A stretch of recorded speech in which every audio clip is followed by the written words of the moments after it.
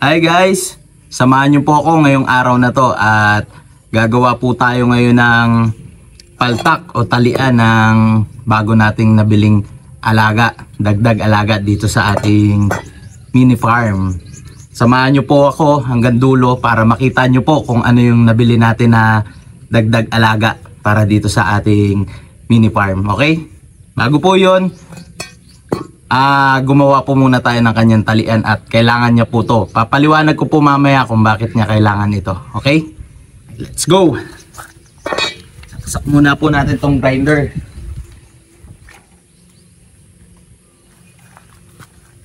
Guys, meron tayo ditong bakal. Ito yung bakal na sa lumang table. Ang paa niya ay bakal. Yan siya. Ngayon, kinuha ko at bulok na yung kanyang taas, yung table. Ang natira na lang yung mga paa. So, pwedeng gawing paltak o talian ng mga alaga natin na hayop. Ito ngayon gagawin natin. Pwede ko siyang gawing mapapagdalwa ko siya, guys. Ayan, oh. Tapos may grinder tayo dito. Ito. Ay, simulan na natin to, guys. Para makita nyo na kung ano yung nabili natin na bagong alaga. Okay. Ang plano, guys, hahatiin ko lang siya dito. Tapos dito. Ayan, dito. Para mapagdalwa ko siya. Saan ba maalwan? Ay, dito na nga.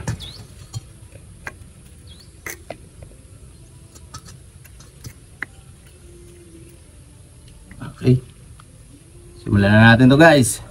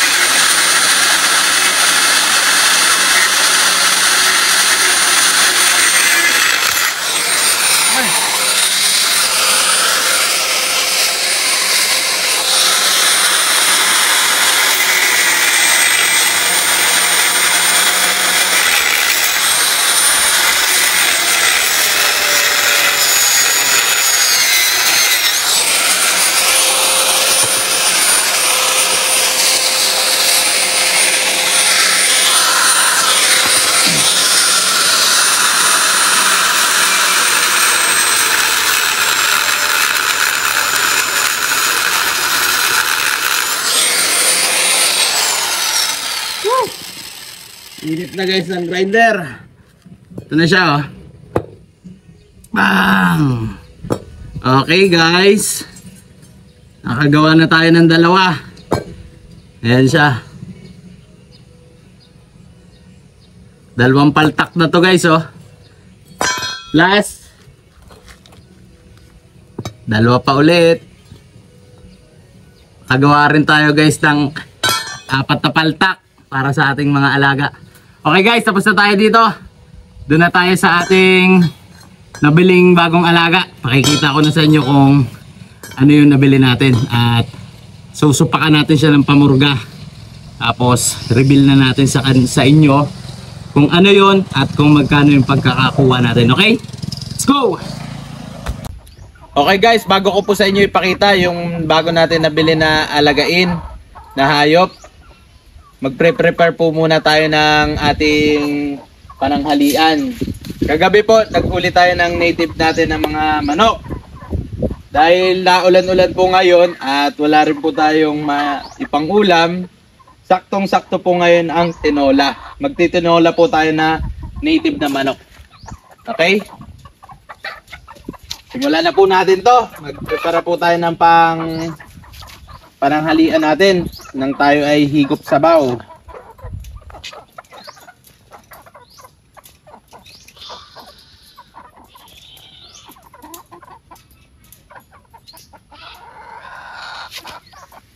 Pili lang po tayo dito ng matataba. Huli yun. Alin? Ang orange. Okay, ito po muna ang ating unahin.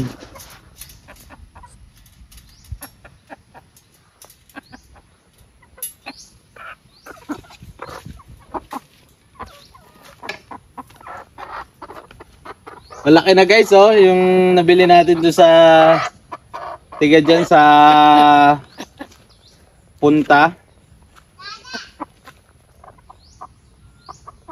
Simulan na natin guys at piyado madilawan sabaw nito sa tinola. Sarap nito guys, native na manok. Higop sabaw tayo ngayon tag-ulan. Okay?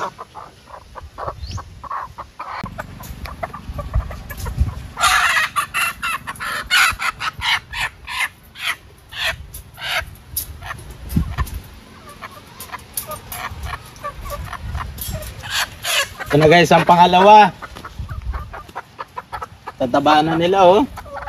Bulik. Ang madilaw din ang laman nito guys. Okay?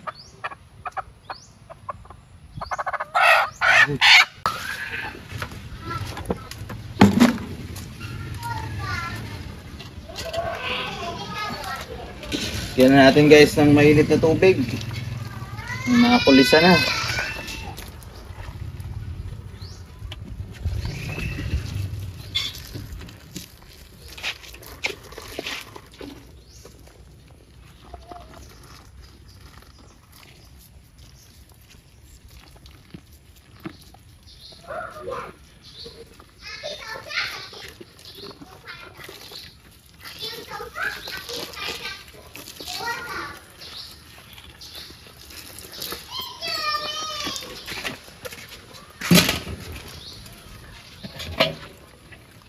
Bakit?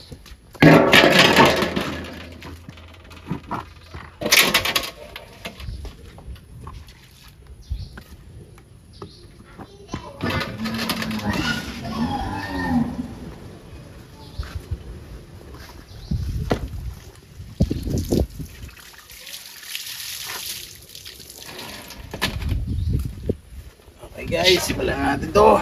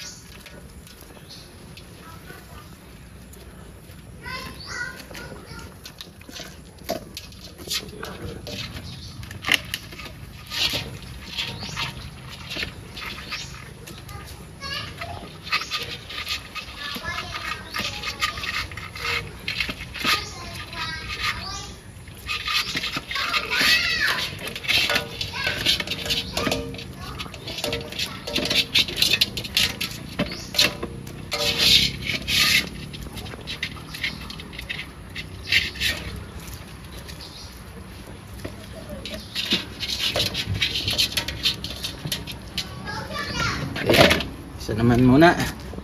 At maluluto maigi ang balat.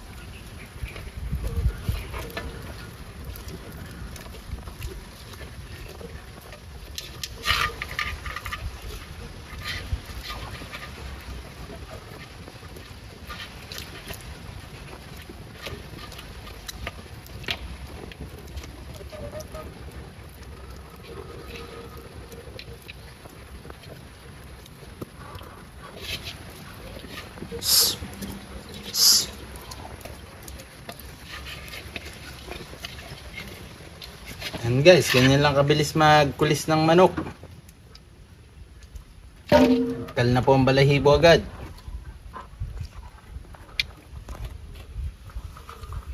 Yan po ay sasaidin na lang.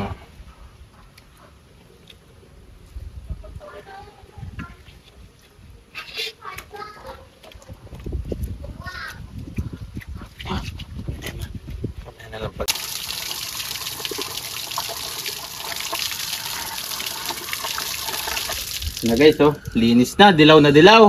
Okay? Dilaw na dilaw. Next, ito naman isa.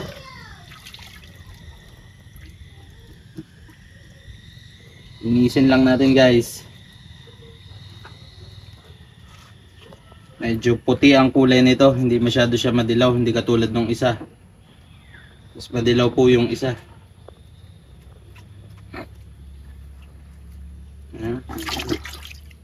Ulit. Ano guys, at linis na itong ating dalawang native na manok.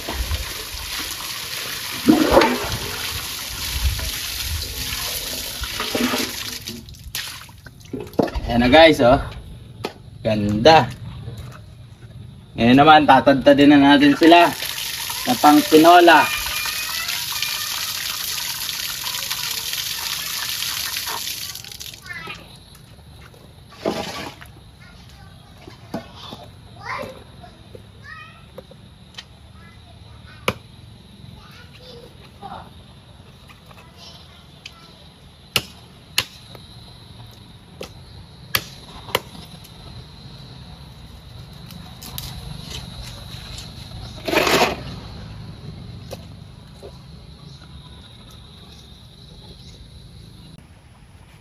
Okay guys, ito na po ang ating bagong aalagaan dito sa ating mini farm. Nakabili po ulit tayo ng kalabaw. Di ko na po napakita sa inyo kung paano natin ito nabili. Gawa ng miski ako kahapon, nagulat at may farmer na hila-hilang kalabaw papunta dito sa bahay. Kala ko dadaan lang, yung pala dito po talaga ang sadya. Dinala niya itong kalabaw na to para ipagbenta po sa atin. Kaya di na rin po ako nagdalawang isip na bilhin kasi yung may-ari po nito ay nangangailangan ng pera. Tapos ito pong kalabaw ay tamang presyo lang din naman po. Mamaya po ipa-price reveal ko sa inyo kung magkano po ang pagkakabili natin dito sa kalabaw na to. Ngayon po ang gagawin natin, dahil may bago tayong dating na kalabaw at ito po ay hindi natin alam ang history kung ito po ay nabibigyan ng pamurga. So ngayon po, ngayong maga, bibigyan po natin siya ng pamurga na oral albendazole. Okay? Ngayon po, tingnan nyo ang ating nabiling kalabaw kung okay siya. Montage.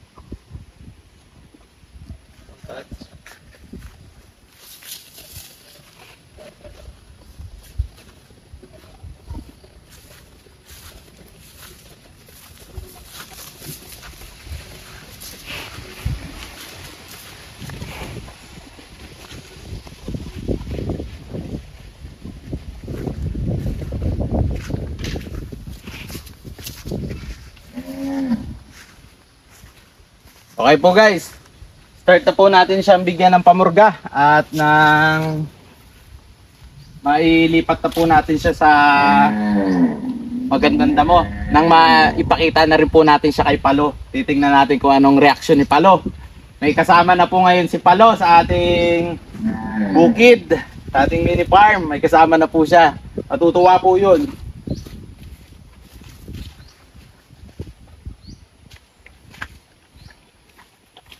Start na po tayo guys. Bigyan po natin siya ng pamurga para matagkal ang mga parasite sa kanyang loob. At medyo malaki po ang kanyang tiyan. Sabihin ko po sa inyo mamaya guys kung magkano yung pagkabili ko sa kanya.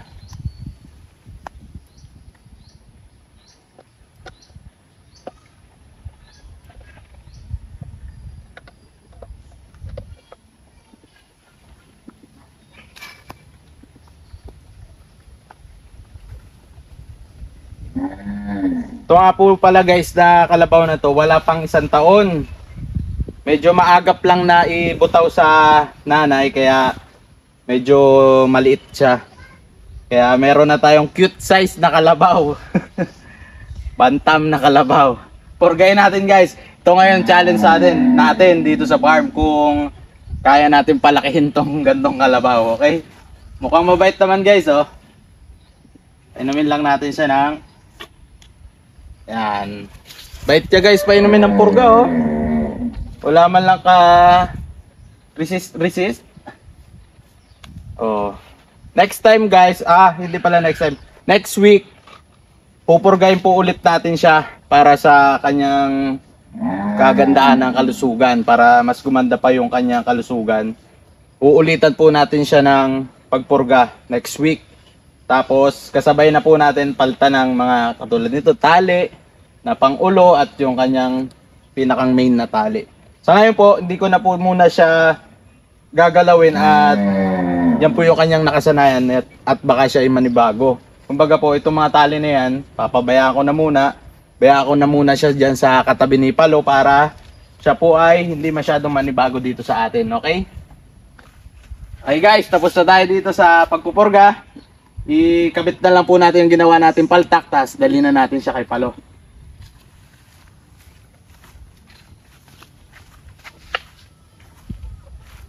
Ito na guys, yung sinasabi kong paltak.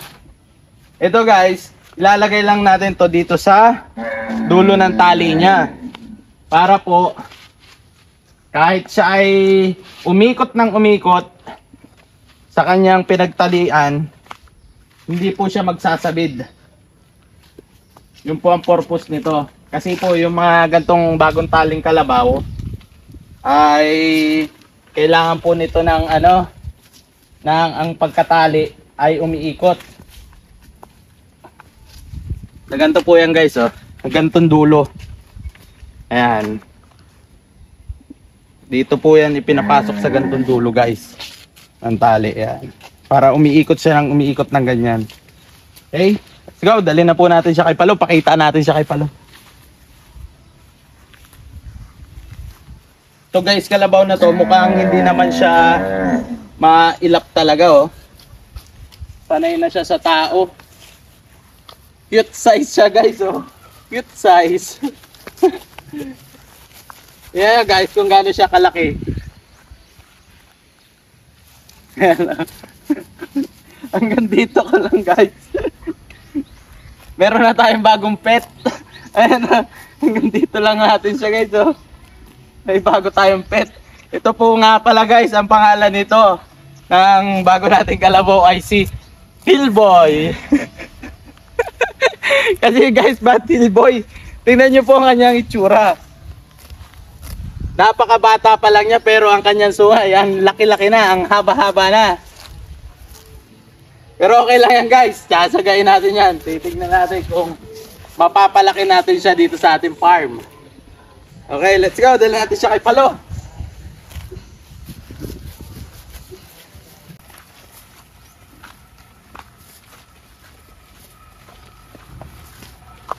Nandito kasi guys, nakatali si Palo dito sa tubigan, kaya dito natin siya ihilahin. magkikita na sila. Magkakamera na lang kasama si Palo sa ating farm. Ayan guys, si Palo. Ano kaya magiging reaction yan?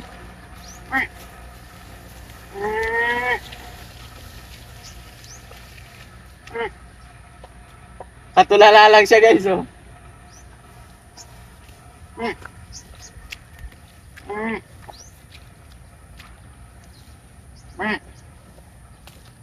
Dapat yung ako pa ng isang ganito. Nandito sa Paragos. Lalagyan natin si Palo.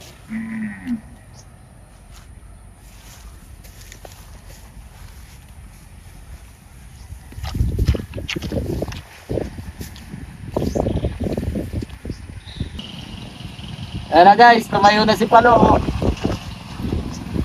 Check niya na.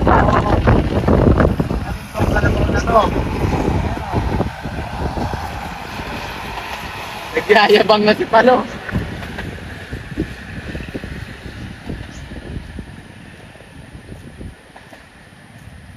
Pakukuha natin guys si Palo. Tapos ilalapit natin dito. Titingnan natin ngayon kung gaano nakalaki si Palo. Tapos kung gaano kalaki tong nabili natin na bago. Okay? No, punta mo ako na si Palo. Ginawa ko na lang ako. Diyan mo na lang muna Palo. Kahit pa paano malakas siya kumain. Oh, kahit maagap siya na iputaw sa kanyang inahin. Malakas naman kumain. Kaya may potential to na lumaki rin kahit pa paano.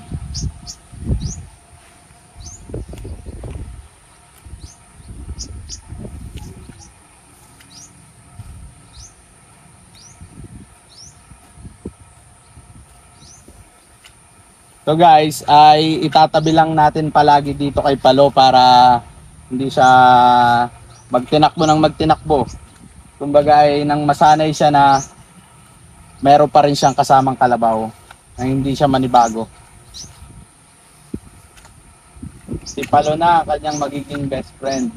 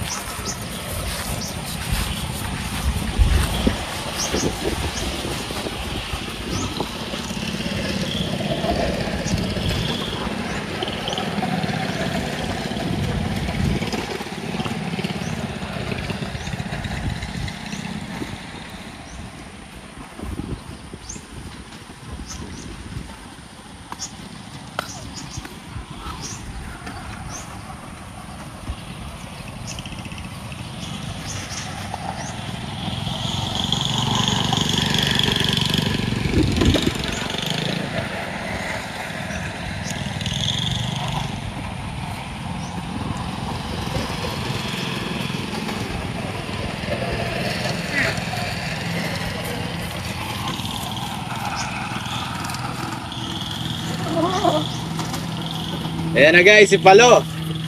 Tingnan nyo kung gaano ka gilas si Palo natin, oh. Nagkita na sila. Mabait naman. Gusto niya kasi meron siyang kasama, diba? Pansinin nyo guys, sa kulay pa lang nagkakaiba na sila. Dahil ito guys isa ay native lang. Si Palo po kasi guys, may lahi na na bupalo. Kaya siya ay medyo maitim. Ayan, maitim po talaga. Compared dito sa bago natin nadating na si Hillboy. At tingnan nyo po ang pangangatawan na ngayon ni Palo. Yan, may kasama ka na Palo dito bago, ha? Di ka na...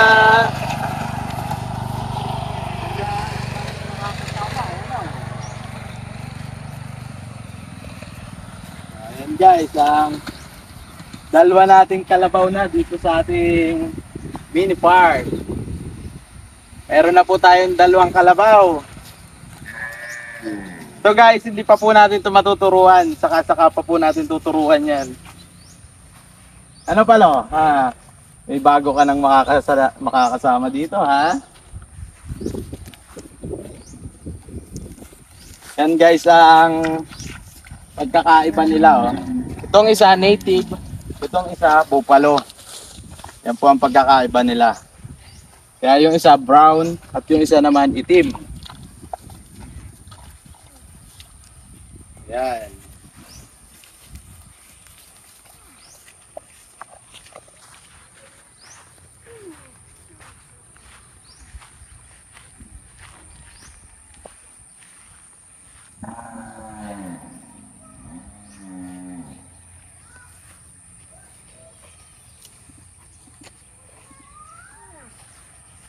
Oh, ito na po guys. Price reveal na po tayo dito sa bago nating kalabaw na nabili. Ito po guys ay nabili lang po natin sa halagang 18,000. Yan po ang kanyang pagkakabili natin sa kanya kahapon. Si Palo naman po, nung nabili natin si Palo ay 25k. Pero nung matagal-tagal na po yun, mga ilang buwan na rin. Yan po ang diferensya nilang dalawa. Yung pong native natin, mura-mura dahil native, 18,000 lang po. Tapos si Palo, nung nabili natin na bata-bata pa rin, 25,000 na kaagad ang halaga niya dahil siya po ay buffalo. Kaya medyo mahal-mahal po ang price ng gantong kalabaw. Talaga yung may lahi-lahi. Tulad nito. 25,000 po siya. At yung ating pong bago na native, 18,000 lang po. Dahil native lang. Okay Palo, kasama ka na ha. May bago tayong training. Ha? Bago natin training si Hillboy. Hillboy. Yan nga ang itsura ni Hillboy. Yun oh. Mabait rin po pati siya guys oh. Okay, banding na kayong dalawa, mag-banding na.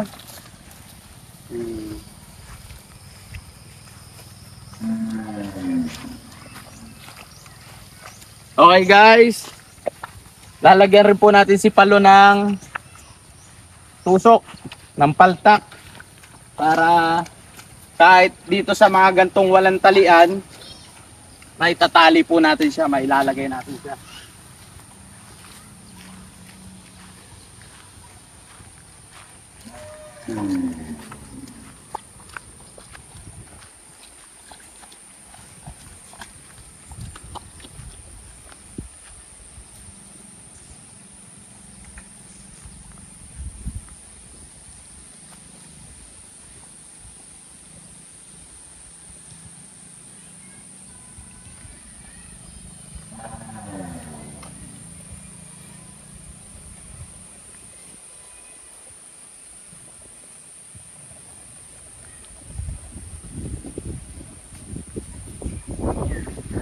Guys, lipat lang natin dito si Palo.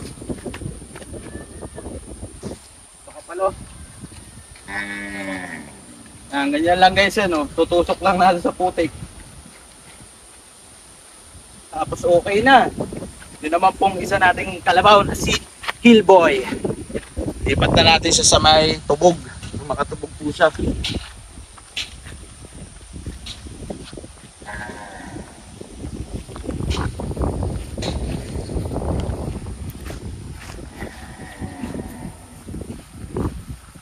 Yun.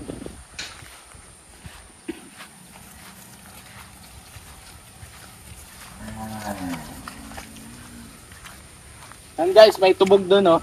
Kaya dito na lang natin siya dilipat.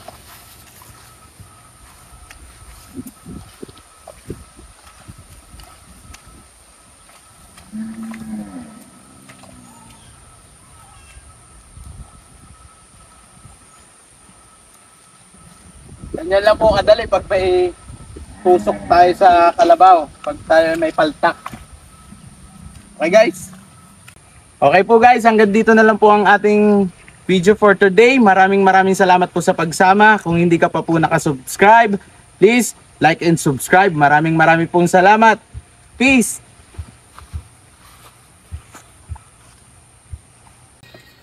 Kain po tayo, luto na ang tinola. Tinola para sa maulan na panahon. Pagpapawisan tayo na ito. Patis na may sili. Kain po!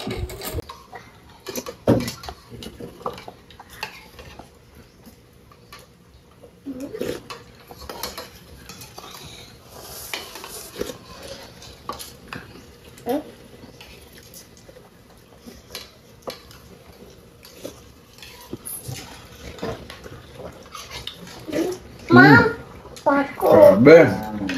Tagaktak ang pawis, guys. Kahit nag-iinulan, tagaktak ang pawis. Kain po tayo.